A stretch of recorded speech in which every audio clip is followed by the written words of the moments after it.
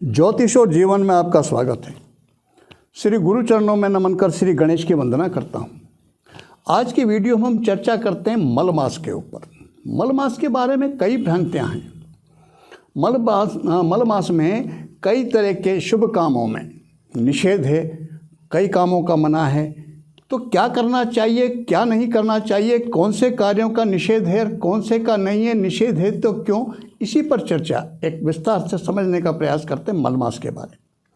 सूर्य देव जब धनु राशि में प्रवेश करते हैं, एक राशि में एक मास तक रहते हैं, तो धनु मास में जब तक वो गोचर करते हैं तब तक ये धनुमाल मल मास कहलाता है। दूसरा, जब गुरुदेव मीन राशि में प्रवेश करते हैं, वो एक मास जब मीन राशि में रहते हैं, वो भी मल मास कहलाता है। दोनों ही मल मासों में शुभ कार्यों में निषेध होता है। धनु राशि में सूर्यदेव जैसे ही प्रवेश करते हैं, मल मास लगता है और सारे शुभ कार्य जो सांसारिक, शादी ब्याह, विवाह, गृह प्रवेश आदि सब निषेध हो जाता है सबका। इसके पीछे कारण तो कुछ होगा। सूर्य को राजा माना गया है ज्योतिष में, और धनु राशि के जो स्वामी हैं वो गुरुदेव हैं, देवाचार्य बृहस्पति। एक तरह से जो राजा है वो गुरु के घर में प्रवेश किया है उन्होंने। कोई भी कितना ही बलशाली, कितना ही सामर्थ्यवान, कितना ही उच्च पदस्थ व्यक्ति हो, यदि वो गुरु के घर में जाता है, गुरु के घर में प्रवेश कर लेता है, वहाँ जाता है उनसे मिलने, उनके यहाँ एक स्थायी समय के लिए निवास करने, तो निश्चित रूप से उसकी मनस्थिति उनसे कुछ प्राप्त करने की होती है, यही सोच के तो जाता है।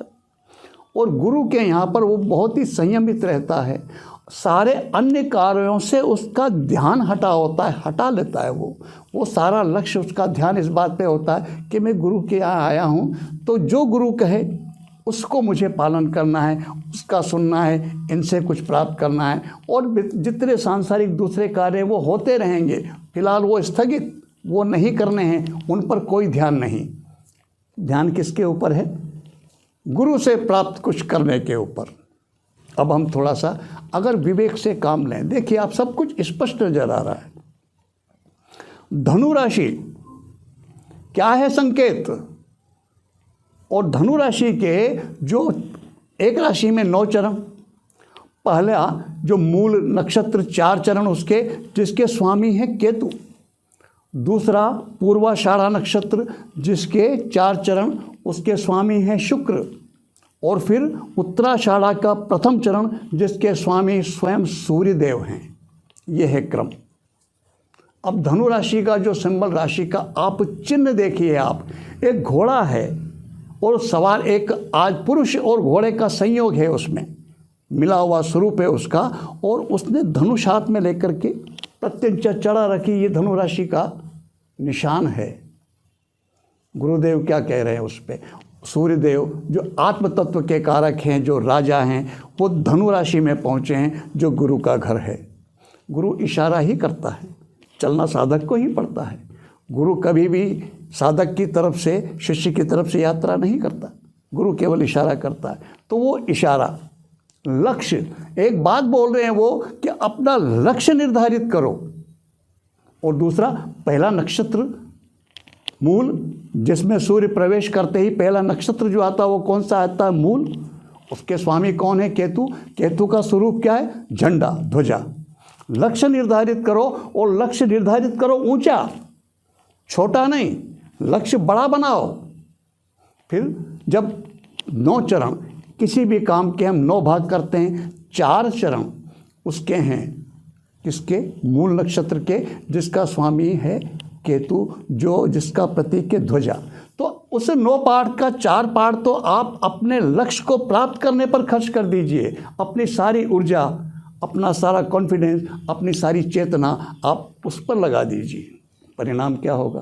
परिणाम फिर पूर्वाषाढ़ा नक्षत्र जिसके स्वामी कौन है? शुक्रदेव।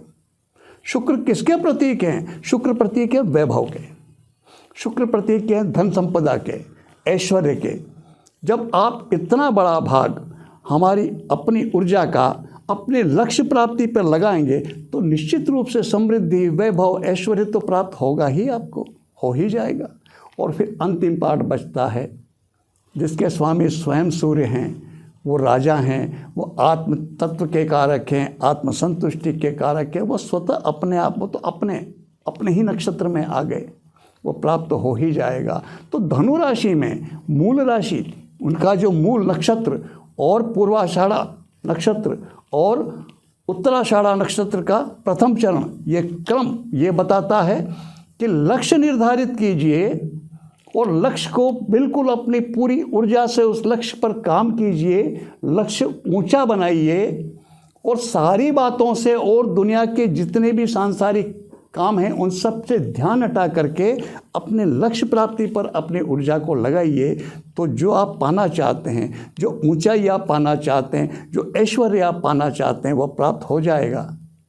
और स्वतः उसके परिणाम स्वरूप जो एक आत्मसंतुष्टि, एक आत्मचेतना की उन्नति की स्थिति, एक राजन जैसी भाव, जिसको राज की लाभ कह सकते हैं, जिसे राजयोग कह सकते हैं, वो तो प्राप्त हो ही जाएगा। ये कारण है, इसलिए इस धनु मल मास में और सारे कार्यों का निषेध किया गया है। अब हम व्यावहारिक दृष्टि से देखें, दीपावली गुजर चुकी होती है, सारे त्यौहार वगैरह गुजर चुके होते हैं, नवरात्र होगी, साधना काल निकल गया, दिवाली निकल गई। अब क्या करिए? अब लग जाइए, अब अपना लक्ष्य निर्धारित कीजिए और अपनी पूरी ऊर्जा से लक्ष्य प्राप्ति को पर लगाइए। निश्चित रूप से जो आप ऊंचाई पाना चाहते हैं, जो ऐश्वर्य आप पाना चाहते, जो समृद्धि आप पाना चाहते, वो आपको प्राप्त हो ही जाएगी। यही इस धनु मल मास में दूसरे कार्यों के निषेध के पीछे है। और किसी सांसारिक कार्यों की मनाही नहीं है।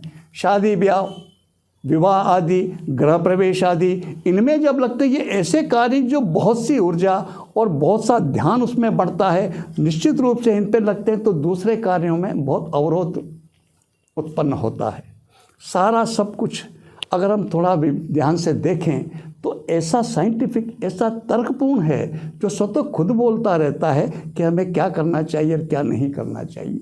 यही रहस्य है धनु में सूर्य के पहुंचने पर विवाह, व्यापारिक, किसी भी नए कार्य का प्रारंभ, विवाह आदि, मकान गृह प्रवेश आदि, वो न करके हमें लक्ष्य निर्धारित करके उसी पर फोकस करके लक्ष्य निर्धारित कीजिए। ऊंचे कार्य का कोई बड़ा ही छोटा मत बनाइए, अपनी पूरी ऊर्जा को उस पर लगाइए और सारा ध्यान सांसारिक कार्यों से हटा दीजिए। निश्चित रूप से आपको सफलता मिलेगी। यही धनु मल मास में दूसरे जो कार्य हैं, जो संसार से सांसारिक माने जाते हैं, उनके निषेध के पीछे यही रहस्य। जनरल आम व्यक्ति मुझसे कमेंट में भी पूछते रहते हैं, वैसे भी जानना चाहते हैं। और वो शंका ये है, साधना के क्षेत्र से जुड़ी महिला जातक, महिला के बारे में वो प्रश्न उनसे संबंधित है। वो जानना चाहती हैं, शंका इस बात की कि उनका जो पीरियड, मासिक धर्म की जब स्थिति बनती है प्रतिमा, उस समय में उन्हें पूजा पाठ जप आदि करना चाहिए या नहीं। उस जो प्रकृति का जो एक क्रम है स्त्रियों के शरीर के साथ जुड़ा हुआ, उसका नाम ही मासिक धर्म है। एक ऐसा धर्म जिसका शरीर प्रतिमाह निर्वाह करता है। यदि शरीर उस धर्म का नियम से निर्वाह न करे तो स्त्रियों के स्वास्थ्य में बहुत सारी समस्याएं उत्पन्न होती हैं, एक बात। दूसरी बात, यदि उस धर्म का निर्वाह नियम से न हो तो जो प्रकृति, जो संसार का जो क्रम आगे बढ़ने का, उसमें भी व्यवधान उत्पन्न हो जाता है। उस घटना को, उसको पुष्पवती होना भी कहते हैं। उस घटना, उस धर्म से ही स्त्री का माँ बनने की प्रक्रिया का जुड़ा हुआ होता है। इसलिए उस क्रम को हम किसी भी तरह से जिस है दृष्टि से देखते हैं, संसार वैसा है नहीं। नाम ही उसके साथ धर्म जुड़ा है। वो तो एक शरीर का धर्म है, जिसका एक ऐसा धर्म है जिसे शरीर प्रतिमाह निर्वाह कर रहा है। अब बात आती है कि पूजा पाठ वगैरह जो निषेध है तो क्या है, क्यों नहीं करना चाहिए, क्या करना चाहिए। वो ये कि उस समय कुछ ऐसी स्थिति बनती है शरीर की, जो कुछ एक थोड़ी सी गंदगी शरीर की निकलती है, जिससे ये कहा जाता है कि उस समय स्त्रियों को जो शुभता से लिए हुए जो स्थान हैं, देव प्रतिमाएं आदि हैं, उनसे दूर रहना चाहिए। ये कारण है। लेकिन जो मानसिक स्थिति है उस पर किसी भी तरह के स्मरण का तो कोई बाधा है ही नहीं, उसका कोई निषेध नहीं है। हम जो कुछ मन से जप कर सकते, जिसके लिए हमें माला की, किसी पुस्तक की आवश्यकता नहीं है। यदि हम किसी मंत्र को माला पर जप करते हैं तो उस समय माला का प्रयोग नहीं करना चाहिए। यदि हम उस समय किसी स्तोत्र आदि का पाठ करते हैं, किसी ग्रंथ आदि का पाठ करते हैं, वो हमें नहीं करना चाहिए। पूजन के स्थान पर देव प्रतिमा का स्नान आदि जो हम प्रक्रियाएं करते हैं वो हमें नहीं करना चाहिए, निषेध उनका है। लेकिन मंत्र जप जो हमें कंठस्थ है, स्तोत्र जो हमें कंठस्थ है, स्थान छोड़ करके कहीं पर भी बैठ करके उसे करने में कोई दोष नहीं और उसका निषेध नहीं है। वो किया जाना चाहिए, करना ही चाहिए, वो नहीं रोकना चाहिए। दूसरी एक बात और मैं एक निवेदन करना चाहता हूँ आपसे। पहले भी मैंने किया, इस बार ये 108 नंबर का वीडियो है, इसमें विशेष रूप से उसको करना मैं उचित समझ रहा हूँ, क्योंकि कुछ प्रश्न इस तरह के आए। इधर ये आप देख रहे होंगे जगत गुरु शंकराचार्य, प्रथम आदि गुरु शंकराचार्य जी का चित्र है, और इधर ये मेरे गुरुदेव बाबा भैरवानंद जी कापालिक महाराज का चित्र है। उज्जैन विराजते थे आप। जो उज्जैन क्षेत्र से जुड़े हैं, जिनका जाना है, देखा हो, परिचित हो, जानते होंगे, उज्जैन के दशहरा मैदान में जो तारा मंदिर है वो आपका ही स्थापित किया हुआ है। 135 साल करीब की आयु में आपने नेपाल में जल समाधि ली। आपकी बहुत कृपा रही है मुझ पर। इनके हाथ के इशारों पर हवा पानी को रुख बदलते मैंने मेरी आंखों से देखा है। मंत्र के साधना के क्षेत्र में इनकी कृपा रही, बहुत कुछ इनसे प्राप्त हुआ है मुझे। और जो साधना के क्षेत्र से जुड़े हैं उनको, जो मुझसे जुड़े हैं व्यक्तिगत रूप से, उनको तो दिया ही है, उनके बहुतों के अनुभव आप कमेंट में पढ़ते होंगे।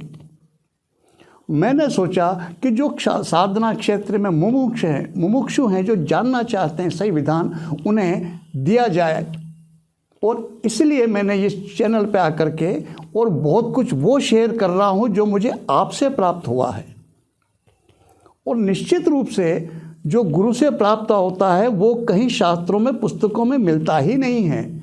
सब कुछ ही पुस्तकों में मिल जाता तो फिर इन संतों को, इन गुरुजनों को कोई पूछता ही नहीं। गुरु की जो प्रथम पूजा कारण जो पूछते हैं वो विधान ही नहीं बनता। ग बीज, गणपति का जो बीज मंत्र है, लिखते हैं उसको ग, और ऊपर बिंदी अनुस्वार, उसको अगर पढ़ा जाए भाषा के दृष्टि से तो गम है वो। और कई पंडित मैंने देखा पूजा पाठ कराते समय गम गणपते नमः बोलते हुए मैंने देखा है। ये विडंबना ही कहा जाएगा इसको। वास्तव में उसका उच्चारण गंग गणपते नमः है, गम नहीं। अब गणपति की जो गुण धर्म हैं उसको प्राप्त करना है तो उस उच्चारण को हमें प्राप्त, वही उच्चारण स्वीकार करना पड़ेगा। तो ऐसे बहुत से तथ्य हैं जो गुरु ब्रह्म हैं, गुरु से प्राप्त होते हैं, उनका कहीं किसी तरह का शास्त्रों में प्रमाण मिलता ही नहीं। मिलता है तो बहुत गूढ़। अब कोई व्यक्ति मुझसे पूछे कि ये आपने जो कहा है इसका आप शास्त्रोक्त प्रमाण दीजिए, क्या प्रमाण दूंगा मैं, कैसे दे पाऊंगा? क्योंकि मैंने भी जो कुछ गुरुदेव ने मुझे बताया उसका मैंने उनसे शास्त्रीय प्रमाण नहीं मांगा। जो उन्होंने कहा उसे शिरोधार्य किया और वो मैंने दिया जो उन मुझसे जुड़े हैं उनको, और उसके परिणाम है कि उनका जीवन ही बदल गया। उनका कई शास्त्रों में उल्लेख है या नहीं उसकी चिंता मैंने नहीं की। मैं उसके शास्त्रोक्त प्रमाण नहीं दे पाऊंगा, पहली बात। दूसरी बात एक और, कई व्यक्ति शंकाएं तरह तरह की व्यक्त करते रहते हैं। मैं तो वो बोल रहा हूँ जो मुझे अनुभव हुआ, जो मुझे प्राप्त हुआ। मैं सर्वज्ञ नहीं हूँ, सब कुछ नहीं जानता हूँ। जितना जानता हूँ, जितना मेरा अनुभव, उतना बोल रहा हूँ। अब आप में से किसी ने भी किसी से मुझसे कुछ भी सुना हो सकता है।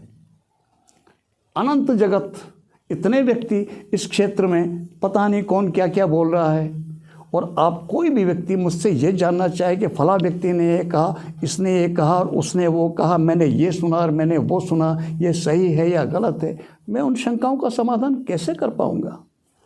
उस मामले में भी क्षमा चाहता हूँ। एक ही निवेदन मेरा, जो मुझे अनुभव मेरा जो अनुभूत, जो इनकी कृपा से प्राप्त हुआ, जो अन्य गुरुजनों की कृपा से प्राप्त हुआ, उसे मैं आपके साथ शेयर करना चाह रहा हूँ। आप अपने विवेक का उपयोग करें। आपने किसी के मुंह से कुछ भी सुना है, मेरे मुंह से भी सुन रहे हैं। आपको जो उचित लगे, सही लगे, उस पर आप अमल करें, उसका पालन करें। हो सकता है कि मैं सारी शंकाओं का समाधान न कर पाऊँ, क्योंकि मैं सर्वज्ञ नहीं हूँ। दूसरा, अभी तक मेरे जितने वीडियोज़ हैं उनमें देखा जाए तो मैंने साधना पर सर्वाधिक वीडियो हैं, और मंत्र को चैतन्य कैसे किया जाए, मंत्र सिद्धि किए जाए, इस पर बहुत विस्तार से कई वीडियोज़ में बोला हूँ। कई वीडियोज़ इसी पर हैं कि मंत्र को कैसे चैतन्य करना चाहिए, कैसे मंत्र चैतन्य हो सकता है, कैसे हमें साधना के क्षेत्र में सफलता मिल सकती है। मंत्र जाप पे, पुरुष चरण पे, विधान पे बहुत कई वीडियो हैं। 108 वीडियो में अधिकांश वीडियो इसी विषय पर हैं। अब इसके बावजूद कोई ये जानना चाहे कि मंत्र चेतन का उपाय बताएं, क्या बताऊंगा, कैसे बताऊंगा और कैसे बताऊं? आज के वीडियो में बस इतना ही। मैं नमन करता हूं आपको। नमस्कार।